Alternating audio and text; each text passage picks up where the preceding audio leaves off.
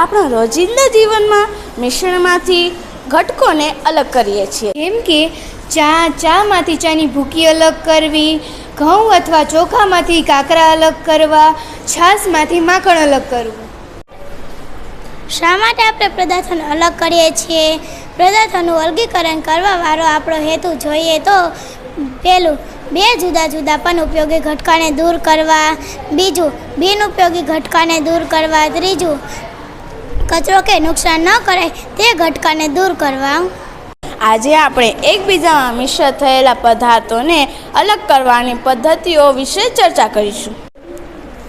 હાથ વડે વીણવું અલગીકરણની પહેલી પદ્ધતિ, જેમાં સૌપ્રથમ દુકાનમાંથી ખરીદેલ આવેલ અનાજના દાણાને કાગળ પર ફેલાવો. તેમાં તમને શું દેખાય છે? તેમાં કાકરા, ફોતરા, તૂટેલા દાણા અને અન્ય અનાજના દાણાઓ, પણ જેને તમારા હાથ વડે દૂર કરો. આ હાથ વડે દૂર કરવાની પદ્ધતિનો ઉપયોગ કરવામાં આવે તો ઘઉં, ચોખા કે કઠોળમાંથી થોડા મોટા કદનો કચરો, જેમ કે માટીની કાકરી, કાકરા અને ફોતરા દૂર કરવા માટે થાય છે. આવા કચરાનો જથ્થો સામાન્ય રીતે બહુ મોટો હોતો નથી. ક્યારે આપણે લોટમાંથી વાનગી બનાવી હોય છે, જે માટે તેમાંથી કચરો તથા ભૂસો દૂર કરવાની જરૂર પડે છે. આપણે શું કરીએ છીએ? આપણે ચાણી લઈએ છીએ અને તેમાં લોટ નાખીએ છીએ. ચાણીના છિદ્રોમાંથી લોટના બારીક કણો પસાર થાય છે, જ્યારે મોટી અશુદ્ધિઓ ચાણીમાં ઉપર રહી જાય છે.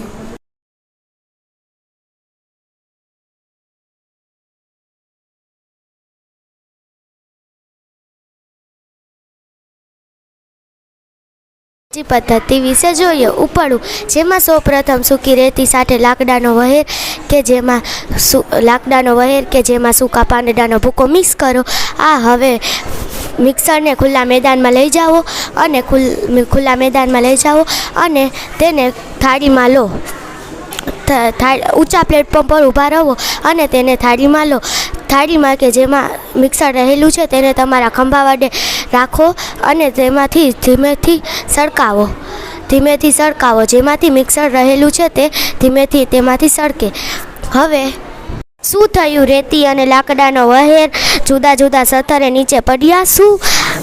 શું પવન દ્વારા આ બે ઘટકોનું અલગીકરણ થયું? હા, તે પવન દ્વારા તે છૂટા પડે છે. મિક્સરના ઘટકોને અલગ કરવાની આ રીતને ઉપાડવું કહે છે. ઉપાડવાની ક્રિયાઓનો ઉપયોગ ભારે અને હલકા ઘટકોને પવન વડે ફૂંકાતી હવા વડે કે અલગ કરવામાં થાય છે. હવે પછીની પદ્ધતિ છે નિક્ષેપણ, નિતારણ અને ગાળણ, જેના માટે સૌ પ્રથમ તળાવ કે નદીમાંથી થોડું ડહોળું પાણી લો. જો તે પ્રાપ્ય ન હોય તો પ્યાલામાં પાણી નાખો અને તેમાં થોડી માટી નાખો. પાણીનું ધ્યાનપૂર્વક અવલોકન કરો. શું થોડી માટી પાણીના તળિયે બેસી જાય છે ને? આ પદ્ધતિને આપણે નિક્ષેપણ કહીશું. હવે પાણીને ખલેલ ન પહોંચે તેમ પ્યાલાને સહેજ નમાવો અને બીજા પ્યાલામાં પાણીને પડવા દો. આ પદ્ધતિને આપણે નિતારણ કહીશું. હવે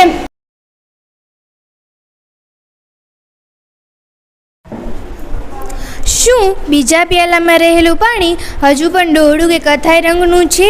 હવે તેને ગાળી લો. શું ચાની ગળણી કામ લાગશે? ચાલો કાપડના ટુકડા વડે પાણીને ગાળવાનો પ્રયત્ન કરીએ. પાણી હજુ પણ ડોળું છે તો હજુ નાના છિદ્રો હોય તેવી ગળણીથી અશુદ્ધિઓને અલગ કરી શકાય. ગાળણપત્ર એક આવી જ ગળણી છે જેમાં ખૂબ નાના છિદ્રો હોય છે, જેને શંકુ આકારમાં ગડી કરી ગાળણપત્ર ગળણીમાં મૂકવામાં આવે છે. ત્યારબાદ મિશ્રણને ગાળણપત્ર પર રેડવામાં આવે છે. તે મિશ્રણમાંના ઘન કણો તેમાંથી પસાર થતા નથી અને ગાળણપત્ર પર જ રહી જાય છે, જેને આપણે ગાળણ કહીશું. પદ્ધતિ 6. બાષ્પીભવન. એક કેટલીમાં પાણી લઈ કેટલીને ગરમ કરો. પાણીને ઉકળી જવા દો. તમને શું દેખાય છે? આપણને કેટલીમાંથી વરાળ નીકળતી દેખાય છે. આમ પાણીને વરાળમાં રૂપાંતર કરવાની પ્રક્રિયાને બાષ્પીભવન કહે છે. જ્યાં પાણી હાજર હોય ત્યાં બાષ્પીભવનની પ્રક્રિયા સતત થતી હોય છે. આ આ કીટલીના નાળચામાંથી વાળ બહાર આવી રહી છે ને? હવે ધાતુની એક પ્લેટમાં થોડા બરફ લો અને તેને કીટલીના નાળચા ઉપરથી સહેજ પકડી રાખો. શું થાય છે તે જુઓ. જ્યારે વરાળનો સંપર્ક બરફવાળી ઠંડી પ્લેટ સાથે થાય છે ત્યારે તેનું સંઘનન થાય છે અને પ્રવાહી સ્વરૂપમાં પાણી બનાવે છે. પાણીના જે ટીપા તમે પ્લેટ પર પડતા જુઓ છો તે વરાળના સંઘનનથી થાય છે. આમાં વરાળને પાણીના તેના પ્રવાહી સ્વરૂપમાં રૂપાંતર થવાની ક્રિયાને ઘનીભવન કહે છે.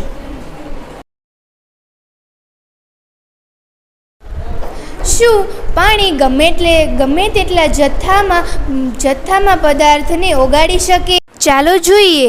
તમને એક બીકર કે નાનું પાત્ર, 1 ચમચી મીઠું અને પાણીની જરૂર પડશે. અડધા કપ જેટલું પાણી બીકરમાં લો. 1 ચમચી જેટલું મીઠું લઈ તે બરાબર ઓગળી જાય ત્યાં સુધી હલાવતા રહો. ફરીથી 1 ચમચી મીઠું ઉમેરો અને બરાબર હલાવો. દરેક વખતે 1 ચમચી મીઠું ઉમેરતા જાઓ અને હલાવો. થોડી ચમચી મીઠું ઉમેર્યા બાદ શું તમે નોંધ્યું કે થોડું મીઠું ઓગળ્યા વગર જ બીકરના તળિયે બેસી જાય છે? જો હા, તો તેનો અર્થ એ થયો કે આપણે પાણીનો જે જથ્થો લીધો છે તેમાં વધુ મીઠું ઓગાળી શકાય તેમ નથી. દ્રાવણ હવે સંતૃપ્ત થઈ ગયું છે તેમ કહેવાય. ફરી પાછું હવે આ સંતૃપ્ત દ્રાવણમાં થોડી માત્રા મીઠું ઉમેરો અને તેને ગરમ કરો. શું થાય છે? બીકરના તળિયે રહેલા અદ્રાવ્ય મીઠું અદૃશ્ય થઈ ગયું. આ પ્રવૃત્તિ દર્શાવે છે કે ગરમ કરવાથી પાણીમાં રહેલા મીઠું ઓગાળી શકાય છે.